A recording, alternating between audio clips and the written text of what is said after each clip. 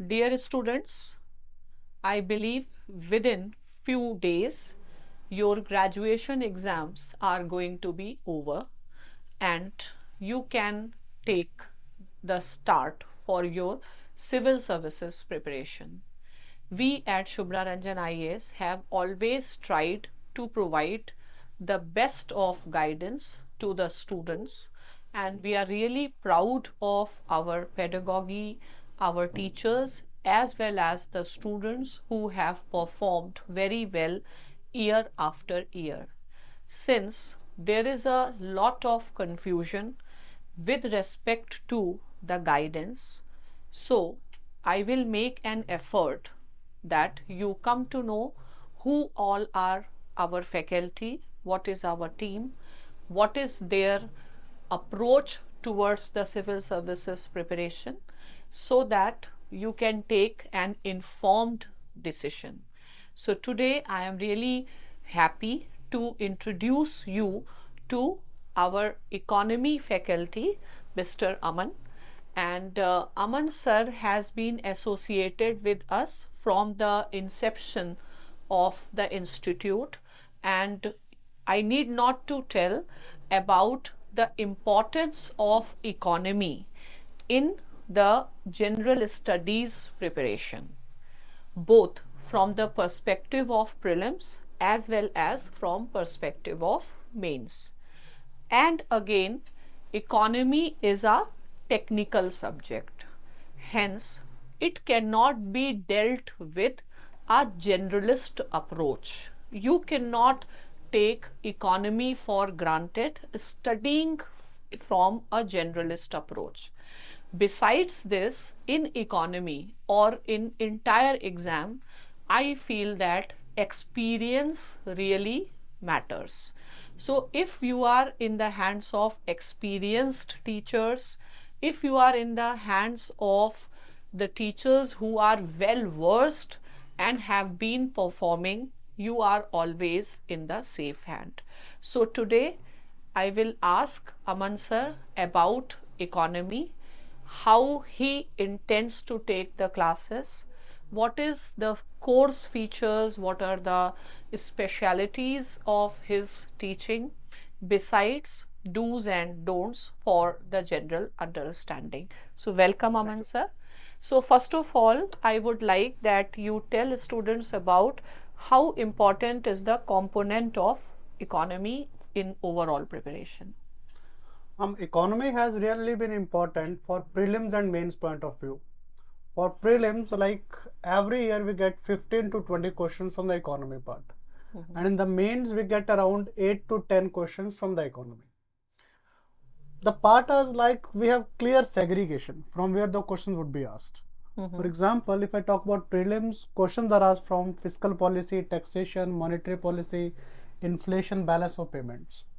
There would be hardly a question on agriculture, infrastructure, land reforms. So student has a clear-cut vision, like student has a clear-cut direction, what to study, what not to study. Similarly, for mains exam, ma'am, questions are from land reforms, crop diversification. And mains like the questions are simple, direct also. So student can attempt them with a good accuracy also. And I think whenever they go for interview, besides the foreign policy and national political issues, they ask lot of questions from Yes. economy, and until and unless they are not comfortable with economy as a subject, Yes. it is difficult to take the positions and give the answer. And regarding economy, even I would like to point it out that political science is one of the most favored option, preferred option. And if we look at international relations, Yes, ma'am. the second paper is very scoring paper, and international relation is driven by economy. Right. So if you have a good understanding of economy, then only you can understand international politics, because what is international Exactly. politics? Driven by economics. WTO, Yes. G20, Global South. Right. So always look things from the perspective. Right, ma'am. Now regarding economy, what is the nature of the subject, because subject seems to be very dynamic where students normally have a problem. Then economy has lot of jargons. So how you are going to help our students means they should be able to make jargons easy to understand, and second, how are they going to cover the basic and the current part? Yes, economy is technical in nature. It's probably the most feared subject for all UPSC aspirants. It's most fearful probably because the students have never read economics. They have read history, they have read geography, polity, they have some understanding. So if they read polity, they would have read in NCERT, Supreme Court, Council of Ministers, Prime Minister. If it is history, they would be here, they would have heard something about Aurangzeb, Akbar, Mahatma Gandhi. Same with geography, they would be knowing about Himalayas monsoon. So they are aware about the subject. This awareness, it gives them a sort of confidence that we can handle the subject. If we talk about economy as such, most of the students do not read economics in their 10th class, 12th class. So that brings a sort of fear, a sort of apprehensiveness about the subject. And especially jargons are there. Especially jargons. For example, they may say that Aurangzeb, Mahatma Gandhi approachable hai. But if I tell them that build, operate, transfer, engineering, procurement, construction, or say MCLR, these things appear like from which world they have come out. And it's quite possible once they understand these terms, they may be easier than history or polity. So first approach should be a open mind. That they should come to the class with an open mind, that they are learning a new subject. It may not be difficult. Just it is new to them. So that's we should be that the student, it's a message to the students that if they are reading economics, read it with an open mind. Do not think that the subject is difficult. It's not at all difficult. It's little bit technical, and being technical, it is an advantage. You learn it once, you understand it once, you would never forget about it. That's because that is a conceptual subject. Right. You don't have to revise again and again. And of course, every subject has its challenges, but I believe an experienced teacher can obviously make the task. After all, that is the role of the teacher. And from the students' reviews, sir has been teaching, and one quality of sir I know, that he creates a very comfortable environment for the students. I will say a student-friendly environment, because teachers, I believe they have to be very approachable to the students, and this is one quality I have observed in Aman sir's classes. Now coming to the next thing in economy, normally, as you said, that since they don't study, I believe that economy is some subject where without hand holding it is difficult. You can read history on your own, but you can't do it. And if at a start somewhere in terminology you go wrong, right now, then everything will go for toss. So we have to be very careful about this. So the classes will be covering the basic, current. Students have a concern about answer writing. So if you can give them some view about how you will be conducting the classes, at how we will be covering prelims, mains, answer writing, current, these parts. Actually, I would take this opportunity, like I would start from the previous question which you asked. What will be the approach to the class? So my actually approach is I want to make it student friendly. The student should not have a stress that he is preparing for UPSC exam. Second stress, he is in economics class. These are two different stresses. He is already under stress because a lot of students who come to Delhi, they are moving from their house, moving out from their house for the first time. They have a lot of other challenges. Challenges like the PG is not suiting them, the food is not suiting them, they are not able to manage the class schedules. Top of that, if we give them a stress of studies, a stress of economy, they may feel overburdened. We need to create an atmosphere in the class where the student is comfortable. He is himself. It shouldn't happen that he comes to the class with a baggage that, oh, he's preparing for UPSC. He should be coming in the class with a motive of learning. If he learns well, then probably he'll be able to deliver well. Yes. But that atmosphere has to be very lively. And I would say that my classes are liked by students because I have that atmosphere in the class where students, they come, they enjoy, they laugh, and side by Otherwise, side they learn.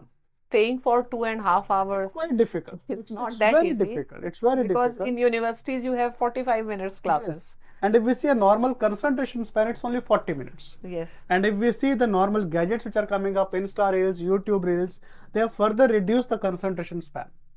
So in that case, we need to make sure that you teach a concept, have some jokes, have some lively atmosphere, do some sarcasm, again come to the concept. It should be like to and fro.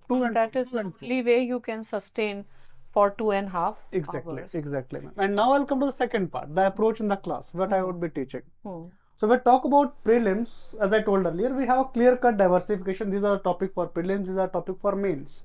So once I cover the prelims part, there would be a discussion of questions, PYQs on that particular topic. For example, if it is national income. So once national income is discussed, discuss 4 or 5 previous year questions on national income. We move to next chapter. So we move to human development and inclusive growth. Inclusive growth is the main specific topic. So again, we need to tell them how to write answers over here. What's required. Again, if I talk about inclusive growth, themes are repeated. Like the question which was asked in 2023 mains was same which was asked in 2014 mains. Which was, how is inclusive growth relevant? That time the question was in 2014, inclusive growth and capitalism. This time the question was inclusive growth and market oriented growth. Both are same thing, that's just the terms are different. We need to understand the questions are repeated, the themes are repeated. So the approach will be like, if the topic is important from prelims perspective, we discuss it from prelims perspective. If it's important from mains perspective, we discuss it from mains perspective. It has to be flexible. We cannot go with like one size fits all policy. And we need to consider what's happening in the PYQs. Taxation chapter. You won't believe in the last 10 years, only 2 questions have come from taxation prelims. Only GST. 2 questions in mains exam. That too, they were not from taxation, they were from budget. Because budget is mentioned in the syllabus. If I talk about UPSC, we say UPSC is more oriented towards say poverty, inequality. That's why people want to get into service. Alleviate poverty, reduce inequality. So we think inequality and poverty are very important. Last 12 years, not a single question from inequality, not a single question from poverty. We cannot be emotional when we decide what to read, what not to read. So I'll just take one more. For example, if I see about prelims, in 2023 a question came, chess Olympiad. So a lot of students would skip that portion if in newspaper. Why chess Olympiad? They may think it's sports question, not important from prelims point of view, not important from mains point of view. I had the same attitude when I was preparing. It was 2011, we had Formula 1 racing happening in India for the first time. I was thinking Formula 1 racing, a sports game, probably a game of riches, not important for prelims, not important for mains. I skipped everything which came in the newspaper. I went to the mains exam, a question of 15 marks directly from Formula 1 racing. Because Formula 1 racing important, happening in India for the first time.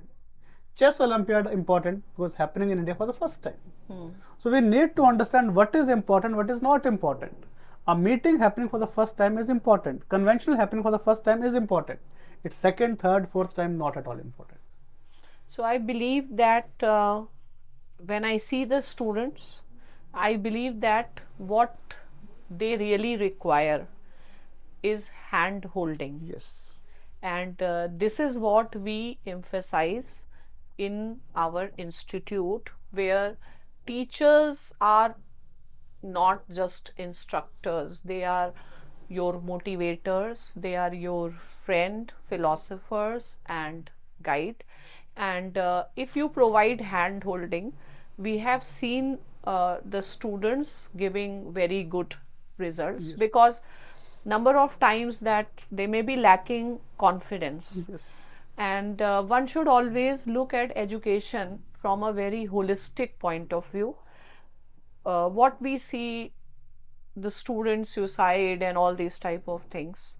So it is very important that a teacher's role has also changed. Yes, ma'am. And they have to perform, or they have to act as the student's friend, philosopher and guide. And this is where we emphasize on. So now we will ask one question from Aman sir, like as a teacher, uh, what he thinks is his biggest asset, so that our students they can understand. Means every teacher has his asset. So if Aman sir has to describe the best part of it, what will be that? Well, if I would say my best part is delivery. I would make the difficult of difficult concepts to be explained in lucid language, simple language. I would relate it to students' life. Students' life, student eating samosa, Okay. student having a poha, student going to his PG. So these are the things which he is able to relate. My main examples, like the class which I took today, my main examples are Shubhra Ranjan ma'am. If it is share market, it is Shubhra Ranjan IAS. If it is insolvency bankruptcy code, it is Shubhra Ranjan IAS. If it is promoter, it is Shubhra Ranjan ma'am. Because students are able to relate. When I say a firm, when I say a firm, steel manufacturing company, they don't understand what is a steel manufacturing company. If I say Shubhra Ranjan IAS, yes, they have a picture. Yes, Shubhra Ranjan IAS. So that's very important. We need to give real life examples to the students so that they can understand. At the same time, we need to create again the same thing. We need to create a very, very light atmosphere in the class. Students should be able to grasp, and at the same time, you should be approachable. Students should not be afraid of you to ask any silly question. Because most of the time what happens is there may be two students in the class, both may be having same set of doubts. One won't be asking because he thinks what the other would be thinking about. Yes, this is what yesterday only some students came to me. They said ki they cannot speak in English, so they are not asking question. Rather, I would remember, rather when I would go to regional centers, I would tell the students, you ask your doubt in Telugu. No issues. I don't understand Telugu. Other your friends, they do understand. They would translate in English. But please be yourself in the class. Ask your doubts. Because, we know that you do not know. We know that thing. So when we know that you do not know thing and you are here to learn, so come here and learn. Don't be apprehensive of what other people are thinking about you. So be yourself and do not have any stress whether you would clear it or you won't clear it. You would always become knowledgeable. You will become a better human being, better citizen of India by going through this whole process. Last thing, would you like these students to prepare something in advance before they join the classes, or you want to recommend any book list? As such, I would recommend them just to read newspaper. That's it. Nothing more than that. Even if they don't understand a terminology, let it be. They should be just aware ki what are the terms. What are the terms? They shouldn't be afraid of it. Let it be. If it's a new term, let it be. At least read the editorials. Have some view on the things. Other than that, I won't mention anything that you need to go through NCRTs or any other book. Not required. Not at all required. So I think, do you want to say something else, or should we just? That's it. So I believe this conversation has helped you, and Aman sir will also be available at the institute. You can inquire if you are looking for any personal counseling or sessions with our teachers to interact further. Thank you.